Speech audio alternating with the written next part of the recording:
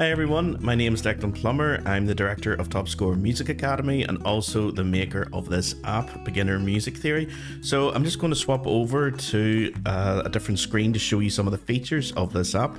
Okay, so this is the home screen of the app. You can see that there are quite a few different topics, and if you scroll over each of them, you'll see that that area of the home screen lights up, just to let you know that you can click on these areas. So yeah, we'll go through each of them just to see what they can do. There is quite a bit to this app, guys, so I'm not going to go through everything, you know, because we could be here for quite a long time. So I'm just going to show you some of the general features that you can do in each app. So if we just jump into scales and modes. Okay, so beginner music theory, scales and church modes. You can, of course, go through every single scale in music and get to hear what it sounds like. You can choose from all the different types of scales here in the drop-down menus and all the different types of modes as well. If you were to change over to, say, the harmonic minor, it's now, you can see, automatically switch to A minor, no sharps or flats. And there's the raised seventh as well, and you can listen to the scale being played if we scroll down.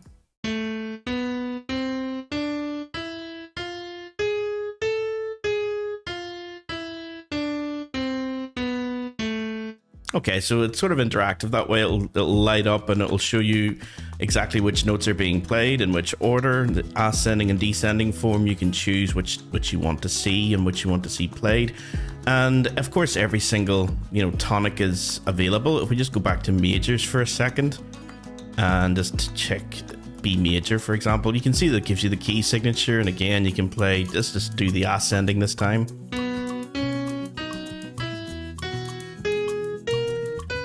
That's it. You can turn the note names off, of course, as well. So for teachers, that may be handy if you want to ask students, the particular note names, or take out the scale degrees as well. You can even take out the key signature and just have the actual, sharps appear next to each of the notes. And of course, what you can do is export all of this as an image file as well.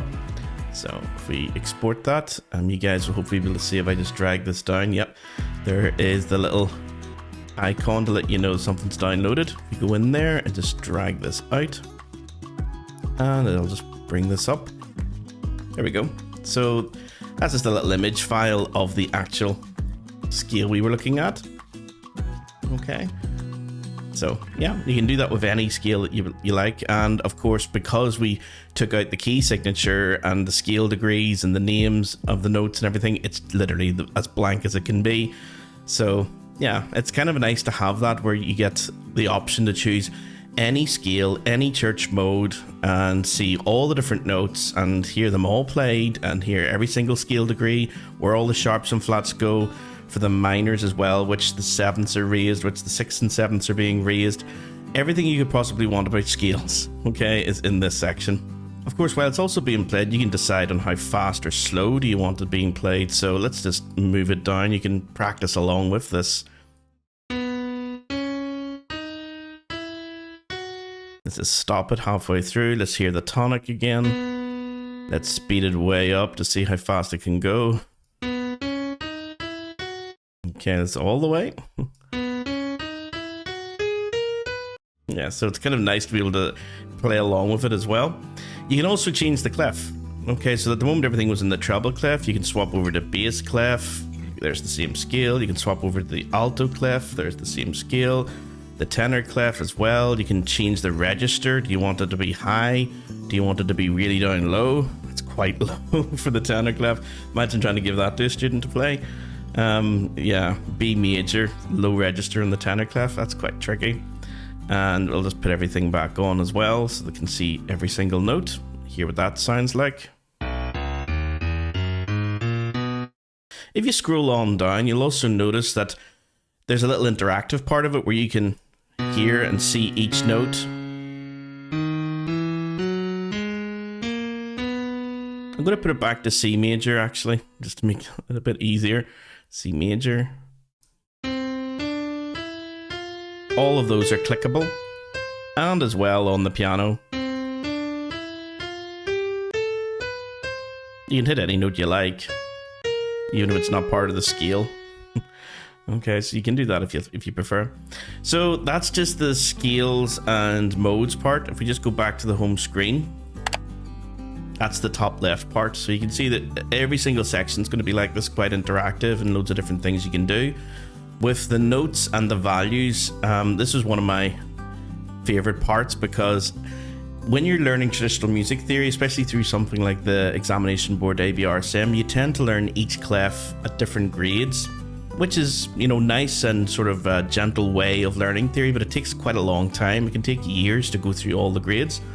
Whereas if you were to be presented with all the scales or all the key signatures or all the clefs at the same time, you may begin to notice patterns yourself that you otherwise mightn't have seen. You know, maybe years before you come across the alto clef or tenor clef. Whereas if you go in here and you can see where every single note is on the treble clef, and you can drag that up and down. You can add your flats and your sharps to it. Same with the bass clef.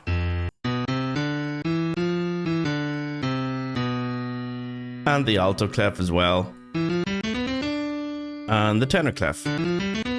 So you'll be able to see where middle C, C4 is on the tenor clef, on the alto clef, on the treble clef, and on the bass clef.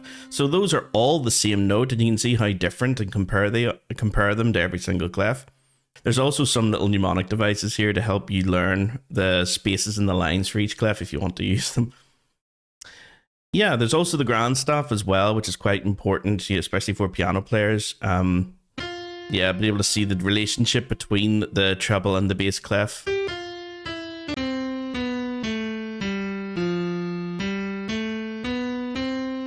Okay, so if you scroll on down the page as well, you'll be able to see the British names given, or the, sort of the English, British and Irish names that we give to these notes, and also the American names as well, the whole note, half note, quarter note, eighth note, and so on. So you can click on those and hear what they sound like as well.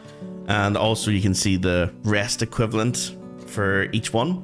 So by clicking on them, you'll also hear the relationship between each note. So depending on what you chose up here, if you choose crotchet is equal to 1 beat, you can click on the semi-breve and hear 4 beats, or just click on the crotchet and hear 1. You know, so depending on what you choose up here, you know, you can actually determine what is a beat worth, which is very important when we get to the next part, which is time signatures. So yeah, we'll have a wee look see that in a second.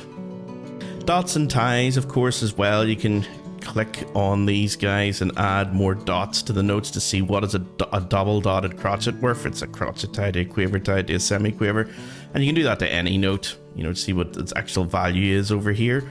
Quavers as well. So it's quite interactive that way. We'll sort of explain ties and show you as you're changing things, what are they equal to, how many dots you add to a note, and what is that actually worth in terms of ties. So this is the pitch section, or the notes and values section. Okay, the next wee part is time signatures. Now for time signatures, again, I'm adopting the same approach for all different parts of this app. It's not split up by grade. All the time signatures, including the irregular ones for grade 5, they're all going to be in here. So students at any level can sort of see what is 2-2, what is 3-2, what is 5-4, and be able to sort of get an understanding of all the time signatures together and what the relationship is to each other. I've often found when I'm teaching students time signatures that they get the 2-4, the 3-4, the 4-4, no problem at all. And then as soon as you introduce a new time signature, it's like everything they've ever known is, you know, it's shaken a bit. So the fact that a beat isn't always going to be a crotchet, that can be scary. Whereas if you approach it from this, I think they'll understand it a lot better, because they'll be able to see that everything is connected and everything is relative. So if we go into time signatures, okay, so this is the time signature part of the app, and we're beginning with 4-4 because it's best place to start when you're trying to learn about time signatures. So I would imagine that for many people who are learning about music theory, they'll probably have a theory book, or maybe like some sort of guide that explains all the rules, or maybe an exercise book like the ABRSM books, which show you all of the different ways of beaming notes together and subdividing notes, and the use of ties and the use of rests and how they all interact in a bar. That is very helpful, you know, to go through that to understand music theory. But It can also be sometimes a bit dry and also leave you with a lot of questions, and also it's not very interactive. You just have to do the exercises and memorize the rules. Whereas here, you're able to sort of mess around with all the different note values, and this is just for 4/4. You can select any time signature you like from the drop-down menu. You can select any particular note value and its rest, so crotchet, rest. All of them are there by picture, and also the English or British version of describing the notes are there as well. So if we drag some of these in, you'll notice that they occupy exactly the beat that you're looking for, but you can also just add in like 3/4 of a beat. And what happens if I want to add in, say, the remainder of the beat? Well, if you don't know what the remainder of the beat's going to be, try adding in anything. What happens? So notice I tried to add in 2 quavers, and it split the first one into 2 semi-quavers and then the quaver. So it finished off the last beat with a little bit of this rhythm, and then the rest of the rhythm is tied over into the next beat, which is correct. That's the way you'd expect it to be. So that's kind of handy, I think, as being able to see that. We still need to finish this off though. What happens if I add in an awkward rhythm?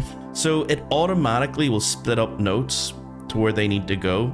So no matter what notes you drag down in here, it will write it correctly for you, and also give you an opportunity to hear what it sounds like. So let's just finish off that bar. If we add in another quaver, that should do us. There we go. So that's the first bar, that's the first beat, that's the second beat, that's the third beat, and that's the fourth beat at the end there. Then you can actually, if I zoom in, I wonder if you can see this. If I zoom in, there is little dotted lines going up in between each beat. When I try to hover over them, it highlights that area. Unfortunately, it's maybe making it a bit difficult to see, but trust me, there are dotted lines there to sort of split the beats up for you. Okay, let's hear what does it sound like. Yeah, it's very syncopated, very off the beat. You can make it as complicated like that as you like, or just delete out what you don't want and make something a bit more straightforward. Let's add in a crotchet, let's add in 2 quavers, and let's add in a rest. There we go. What does it sound like now? Yeah, so you can actually loop the fill bars as well. So we turn looped on, which is kind of a handy feature if you're sort of clapping along or getting, a couple of you to learn this, or if you're teaching a class, if you're a teacher, you can actually do this with your students as well, get them to clap along with the rhythms.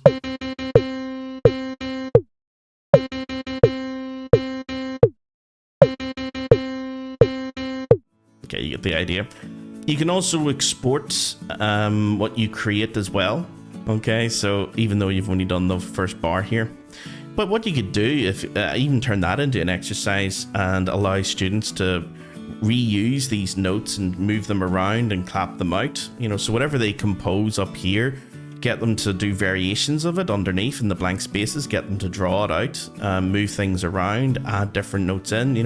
There's loads of things you can do once you have this as well. So yeah, you're not sort of limited just by what goes on in the app. Okay, so yeah, that's the... Also, of course, it explains what the time signature is. Maybe I should have said that at the start. So what does 4/4 mean? And if we swap over to, say, 6/8 compound time, what does 6/8 now mean? So it gives you a little explanation under every single one while you're having a go writing it out. I reckon, guys, you're better just doing it. So for any of you guys who haven't understood anything that I've been talking about just there in the last couple of minutes, just jump into the app and have a go and just play and hear where the notes are and recognize what happens to certain notes when you try to put them on a beat, and maybe they might split into 2 different beat areas. Yeah, just to sort of clap along with it, and then you'll sort of notice patterns after a while as well. And then come down here and get into the nitty-gritty detail of what does 6/8 mean, what does 9/8 mean, what are the irregular time signatures like 5/4, 3 + 2 in this case. Well, there we go, 3 + 2. So yeah, there's sort of a more interactive aspect to these apps where you're probably better just jumping in, having a go, and then looking up the theory and figuring out why did that happen when I was trying to compose this rhythm. So yeah, that's a part of the app that I really like. It was one of the weakest areas for me when I was learning theory, was note grouping. Yeah, so it still can be quite tricky. Okay, so that's the time signatures. The next part, all of these are kind of related, I'd say. Key signatures, intervals, cadences, triads, seventh chords, and transposition. You're really, well, maybe not so much transposition, but you're definitely dealing more with the harmonic aspects of things down here. You know, keys, chords, cadences, that type of stuff. So if we look at key signatures, first of all, this is probably one of the most popular things to learn about music theory is what key are you in? As you'd expect, just like every other part of the app, there is an area where you can explore the different key signatures, major and minor. We just stick to major for the moment. Again, click here, you'll see all the different major key signatures. And just like we saw with the notes, all the different clefs. So do you want to see what E flat major looks like? There it is. Do you want to see what it looks like in the bass clef? There it is. Or the tenor clef? There it is. So, or change it over to a minor, C minor with 3 flats. So even just swapping between the 2 different key families, you'll notice that the flat numbers don't change, but obviously the key does. So you'll be able to see the relationship between C minor and E flat major there. There's also a circle of fifths, like you would expect for any music theory app or music theory book. Click on any of these as well. Of course, it'll light up what's going on. Is it E major and C sharp minor, and show you both of them at the same time. Okay, so all the keys are represented that way if you're more sort of a visual learner. And also a wee area down at the bottom to test you. And yeah, so here, make key signatures. Yeah, so if you wanted to make C major, that's basically correct as it is. Let's try a new random key. Okay, we're looking for E major. Now, unlike some apps where you just select the number of sharps, you know, it'll say how many sharps it have, and you say 4 and it'll put them in for you. You have got to click on the sharp and you've got to drag it down, and you've got to be sure that you're in the right place. So say I try this. Hopefully I don't get it wrong. You don't have to keep clicking that. You can select it and just click, you know, how many are there, and see the way I can go on and click every single sharp. No, I've got to undo that. Put it back to 4 and make sure. Well, no, we'll do the correct version first. Okay, so there we go. F, C, G, D. Check answer. Yes. Okay, so 4 sharps. Now, what happens if I had to move that to the wrong place and check answer? See the way it highlights the wrong one for you as well, so you have an opportunity to correct yourself. You can do that, of course, for any clef, as usual. You can do that for any key, as usual. And you can do that for major or minor, as you'd expect. So making your own key signatures.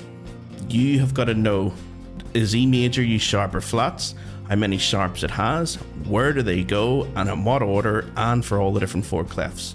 So it's a little bit more advanced than just some of the apps out there at the moment, which just ask you how many sharps does D major or E major have, and then you select the number and it will show you where they go. You have got to make the next step and put them down into the app itself.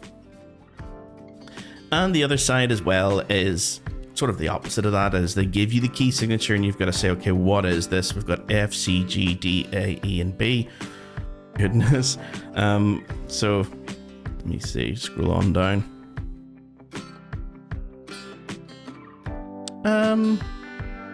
Yeah, okay, so major and minor. Okay, so it's asking you for both. Let's see. Yeah, so correct out of 1 question. I've got 1 streak so far. Next question. We've got B, E, A, D. So let me see. That's going to be A flat, and also its relative minor, which is F minor. Actually, no, let's make it wrong. Let's say E flat minor. Check answer. What does it say? The correct answer, A flat major, F minor. Yeah, so it tells you one part of it's right and one part of it was wrong. So I've answered 2 questions, I've got 1 correct, and my streak has gone down to 0. So obviously the more you go into this, you want to get that streak up to maybe 20 correct, 30 correct answers in a row. And then you kind of know, then that you know key signatures. You can just keep, new question whole way along. See the way it just randomizes different clefs, different keys, and so on. Yeah. Okay. So that's the 3rd part. The 4th part, well, the last part down here is just the sort of little memory devices on how to remember key signatures. So it's a bit like time signatures, where there was a little explanation at the bottom. This is the same thing for key signatures. It's down there at the bottom. Okay, so that's the key signatures. Okay, so my goodness, we're not even halfway through. You have to speed up. Okay, so intervals. So it describes what intervals are, harmonic and melodic. It describes how to calculate them, as you'd expect. Gives you some examples, and what I was just using, the interactive one. You can change the clef. You see, it's very... After a while, you get used to this.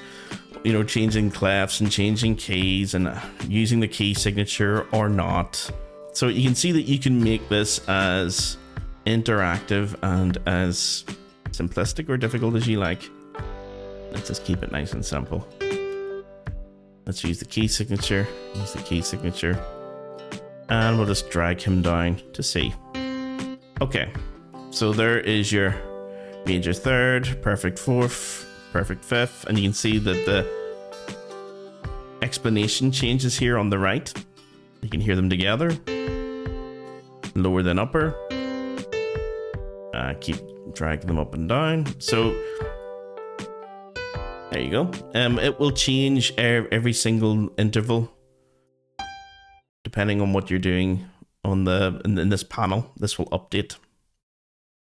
Okay, same thing as key signatures, interval, same thing. You are going to be given intervals that you have to work out, make a compound minor sixth. If I go up here and change that over to major ninth, what happens down here? Make a minor 13th. I prefer the compound way of describing intervals. So if I just go back to that, make a compound minor sixth. Okay, I prefer just doing everything from C just to begin with. So I'm going to drag this note down to C. Okay, so there's an octave, ninth, so that's a compound major second, compound major third, compound perfect fourth, compound perfect fifth, compound major sixth, and I want to make it a compound minor sixth, so what I have to do is take that top note, yeah, let me see, so purple note accidental, make him a flat. Okay, so they've added a wee flat next to him. Let's hear that. Let's check answer. Yay, correct. One question, one streak. And you can keep on, you know, going on to the next question and see what else. Compound perfect octave. Well, that's easy enough. We just go to C, C, and then another C. Check answer. There we go. So that was the next one. You can change the... You can change as well what key signature you're going to be in. So do you want to make it really tricky and add like loads of different sharps or flats to the key signature? But I just keep everything in C. If you can do it in C major, you should be able to do it in any key. Identify the interval. Okay, so this is just like it was for the key signature, where you've got one way of doing it and then the opposite way of doing it. Same thing here with intervals, one way of doing it and the opposite way of doing it. So rather than making the interval, you've now got to identify the interval. Okay, so what interval do we have here? So this is a tricky one. We've got A as our lowest note, and we've got a G flat. So A to A would be an octave. A to the next A would be another octave. That would be a compound perfect octave. But this is like a seventh beneath that. Okay, so A to G sharp would be a major seventh, A to G natural would be a minor seventh, and A to G flat is a diminished seventh. So that we'd have to choose first of all is that this is going to be a compound seventh, and it's going to be a diminished seventh. Check answer. Yes. Okay, so that is a tricky one. But yeah, if you don't like it, go on to the next one. So identify the interval is also a very, very useful tool to have. And I would say probably out of everything that you're going to be learning in beginner music theory, identifying intervals is kind of crucial before you go on to the next app that I have, which is advanced music theory. Because if you don't understand intervals, things like figured bass or jazz harmony and things like that are going to be really, really tricky. So if I were you guys learning music theory, spend as much time as you can on identifying intervals as fast as you can. Build it up over time, because when it comes to the more advanced theory features, knowing your intervals is crucial. Okay, so whether you're doing classical music for figured bass or, you know, pop music for jazz chords, you know, knowing what a 7 sharp 5 or a G13 chord is, if you don't understand intervals, you're never going to get those. So it's really sort of a nice introduction, I think, is using this part. Okay, that was intervals. Back to home screen. Okay, we'll start with transposition. what is transposition? There's a little explanation at the top. And this is kind of similar to the notes and pitches that we were looking at a while ago, where you were able to move individual notes for every single clef. The only difference this time is that when you move a note in one clef, it affects the others, so you can see the relationship from one clef to the other. So if everything's in the same octave, which they are, if I move this C, see the way the other notes around it and all 4 clefs are going to be moving as well. Now say I want to have an octave comparison. I'm just going to select that. So you see the way that's now selected. So I can change things over and say I want this 1 octave lower. So there's the C now. See the way when I'm moving it, the other note is now an octave lower. You can do that for any clef that you like. So have this one octave higher. I'll actually keep this 1 octave lower as well. And keep this the same. So this one is the same as the treble clef. The bass clef is an octave lower and the alto clef is an octave lower. And it'll keep track. So that's the sort of introduction to transposition there, transposing something up or down an octave into different clefs. Very similar to what you see in the theory books by ABRSM. And of course you can add sharps and flats to these notes and put them all back to the same pitch. Okay. And this is now the sort of, it's the next part, but it's kind of the last part of it, which is all about transposing instruments. It's just to show you guys, like for double bass and for piccolo, that, yeah, what you see here is written as actually sounds an octave lower than what's written. And for the piccolo, what you see as the written pitch is an octave higher in concert pitch. And you can play them as well.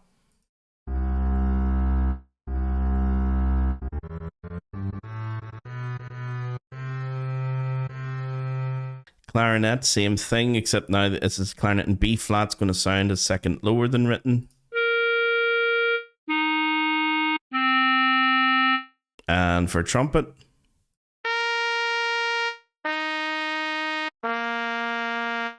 for clarinet in A, it's a minor third lower than written. Same for trumpet. Yeah, A down to F sharp. So it's kind of nice to be able to actually hear them as well. And cor anglais too.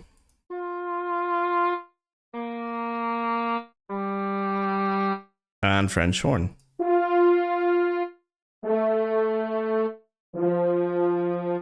Okay, so yeah, it's kind of a useful interactive tool there to understand about transposition for the, I suppose, the most popular transposing instruments. Those aren't the only ones, of course, but those are by far the most common transposing instruments you'll come across in music.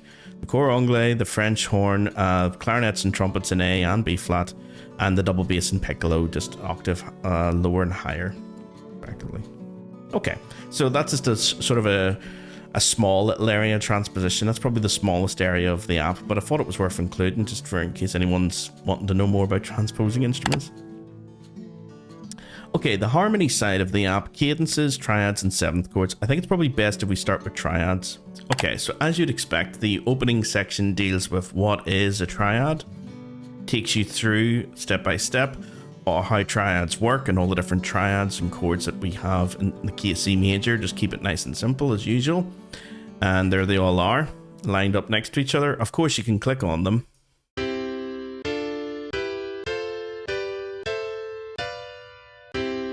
And change the key if you really want to at that stage, you know, but it'll only put in no key signatures. It'll just put in the actual flats that are being used.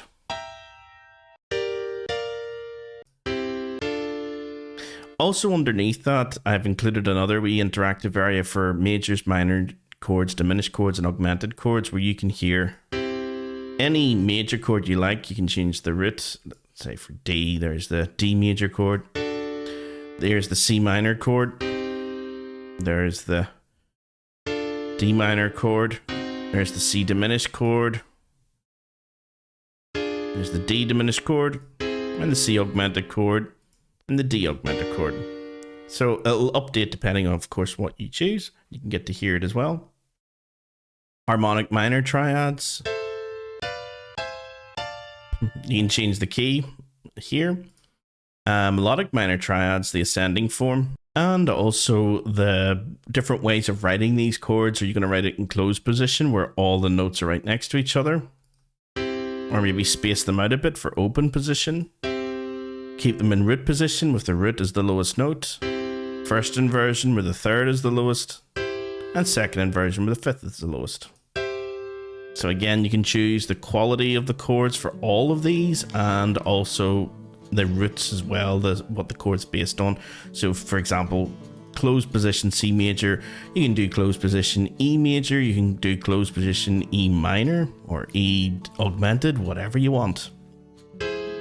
So it's basically like a chord dictionary at this stage. You can just do any chord that you can think of in any position. The create, analyze, and test triads. Oh, okay. So yeah, if you want to mess around, this is a really good way of exploring about harmony. There is C major to begin with. We'll just hear it first. Hear an arpeggio of it. And you can change everything about this. Do you want the inversion to be A, B, C? So say I take that bottom note and just move him up here. It's still C major, so it's still analyzing it as chord 1B.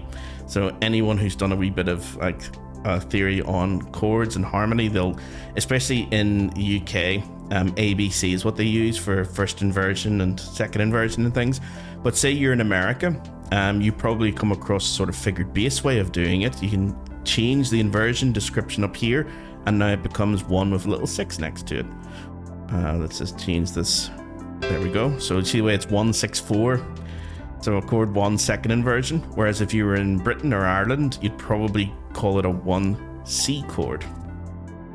But for now, you can choose any clef. You can choose any key. You can take the key signature in and out if you prefer. So if, say for D major, it'll show you the F and C sharp, or you can get rid of it, in which case the F sharp now goes to the chord. You can load any chord that you like.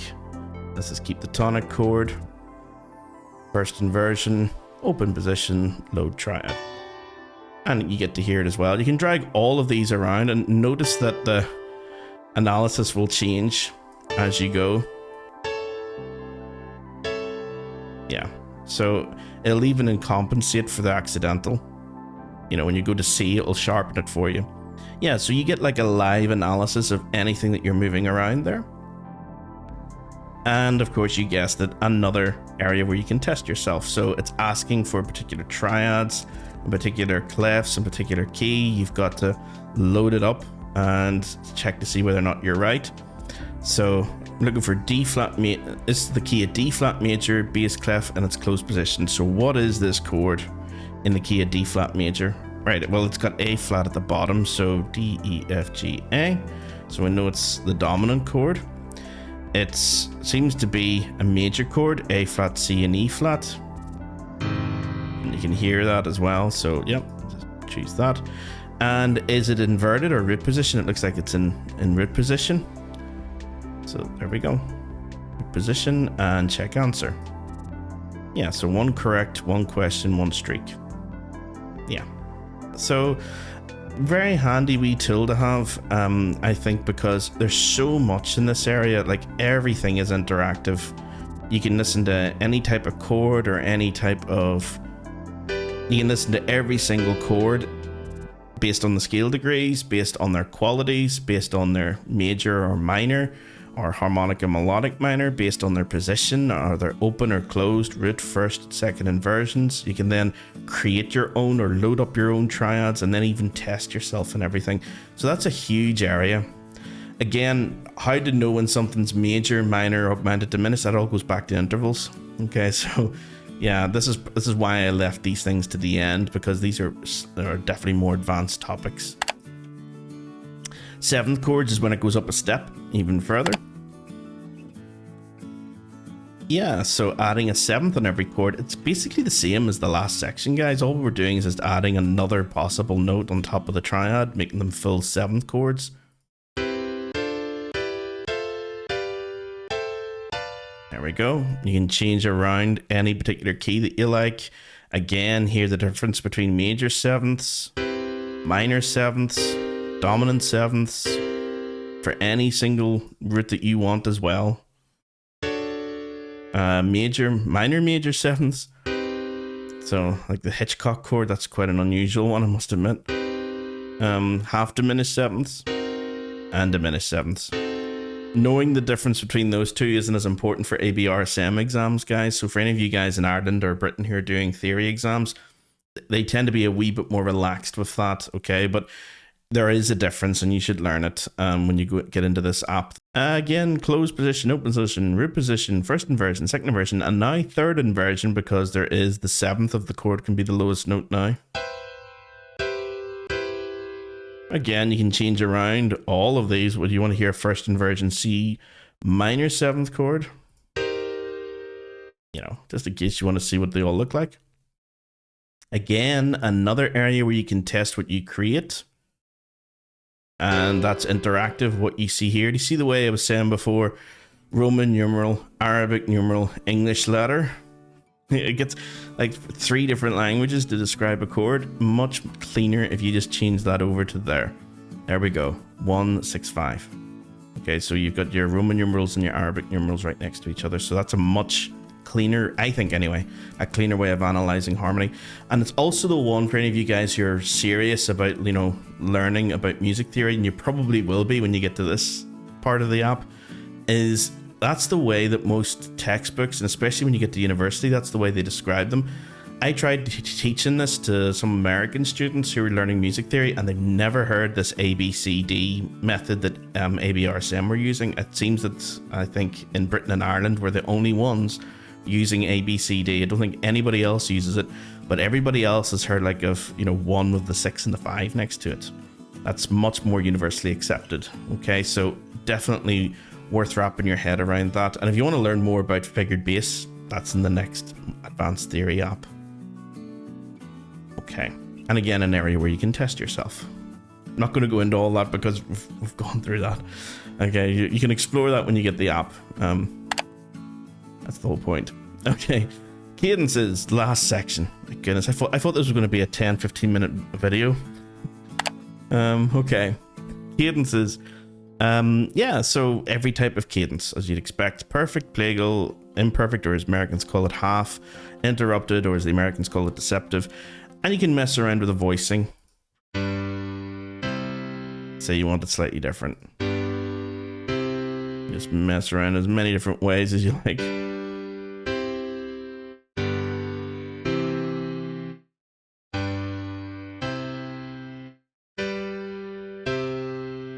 Okay, so you can see the soprano, alto, tenor, and bass notes here and get an idea of what perfect cadences sound like. Plagal cadences. And of course, I forgot, you can change the key to any of these. There we go. Make it minor.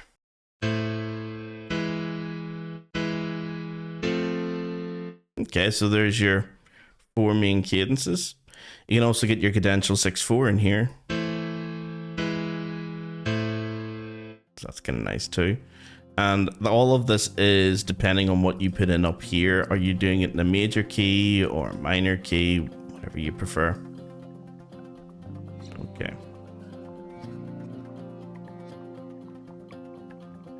The section underneath that, section 2, create, analyze, and recognize cadences. Okay, well, you can make up your own cadences. This is very similar to what we were just doing with the 7th chords in the triad section. So same area. You make up your own harmonies, your own cadences. And also, can you recognize cadences as well? So, you know, you just change the question over to whatever you like.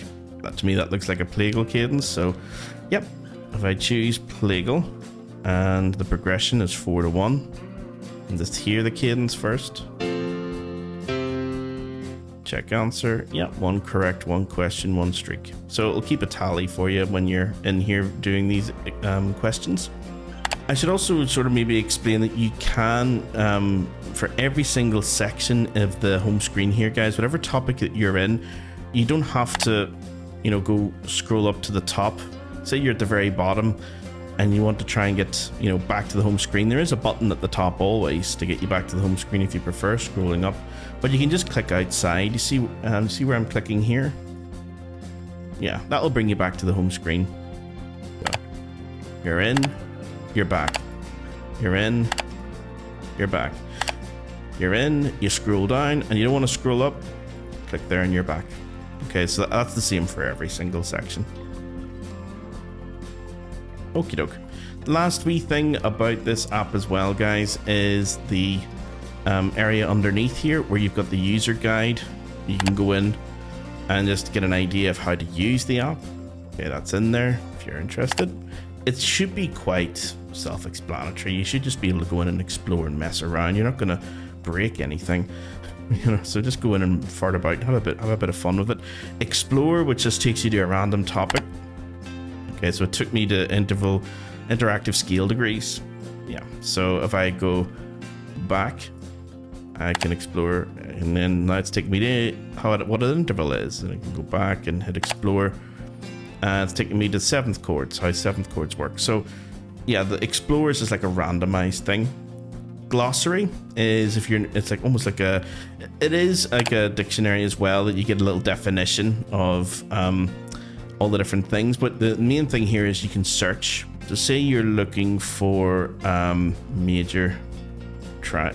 Well, there we go, major triads. So yeah, it's interactive, that it'll just sort of take out everything that doesn't have major triad written in it somewhere, and then you can go straight to the lesson, and it'll take you right to the very first thing that we're looking at about major chords, major triads and things. There we are. Yeah, so the glossary is a good way of looking things up. You can search by topic as well. There's all 9 topics if you want to do it that way. Let's delete that out. And there's everything. You can scroll the whole way down, have a wee search through all the different things about grade 1 to 5 theory. Basically, it does go a little bit beyond grade 1 to 5 theory with like the 7th chords and stuff, I know, but it's important to sort of, I think, keep these ideas close together, because although it's a little bit beyond grade 5 theory, it's only a little bit beyond. It's like only one extra little thing to learn, and it's so important to understand that before you go into the more advanced topics. The leap between grade 5 and grade 6 is quite large, so I think, you know, having a bit more material in the grade 5 topic like this will help bridge that gap just a little bit more. There's an options button there as well. You can go in and change how you want the audio or the display and accessibility to behave. It's up to yourself. Okay, so I think that's it, guys. I think that's all the different areas of the beginner music theory. Yeah, so have a mess around of it. The best way to sort of understand these topics is just to jump straight in and just start messing around and playing and hitting buttons and hearing, you know, what does a scale sound like? What does a triad sound like? What does a cadence or 7th chord sound like? How do you do intervals? You know, how do you group notes together in time signatures? What is a time signature? You know, how do you calculate an interval? All of it will be answered in here. Okay, so you'll be able to sort of just find out these questions just by exploring, I think, more than anything. It works extremely well if you've got like one of the ABRSM theory books, or you've got like a sort of a textbook about music theory. This is, I think, a great companion to that, because the one thing that none of those books really does well, if at all, is being able to hear it. Okay, so yeah, you can read everything about modes, about the Ionian and the Locrian and the Aeolian and the Mixolydian and the Lydian, but unless you actually get to hear these things, you know, are you really going to know what those modes sound like unless you go to the piano and play them, or you play them on your instrument, which is great to do that, but sometimes it's nice just to have everything boxed together for you, sort of packaged together. And that's where I think the main strength of this app is being able to hear everything and being able to make up your own, being able to export it as an image and practice it later, being able to mess around with things and see how they interact with each other. That is the main strength of this that no textbook will give you. And if you do have any questions, get in contact with me, and I'll see you guys again next time.